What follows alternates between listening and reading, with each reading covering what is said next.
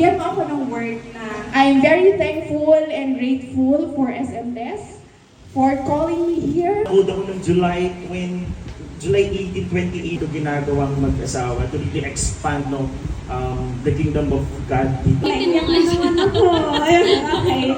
Nahod ako nung July 10, 2019. Medyo payat ako that time. Nag-work na ako sa BPO challenges, patuloy pa rin. Or naka-video ba? Baka baka next year sabihin ko magre-resign na. Pero hindi. Ayan, super love ko yung pagiging financial advisor, guys. Ito pala yung may pa-code. Pero may ano yan, kung bakit ganyan yung code ko.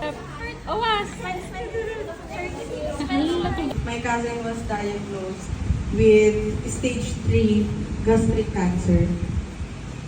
Month before she became an intern.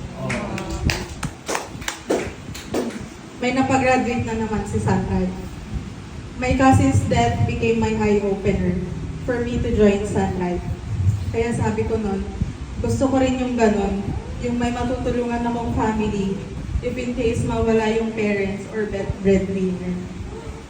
Kaya as long as may pwede pa akong tulungan, magpapatuloy ako kahit mahirap, kakayanin ko. Wow.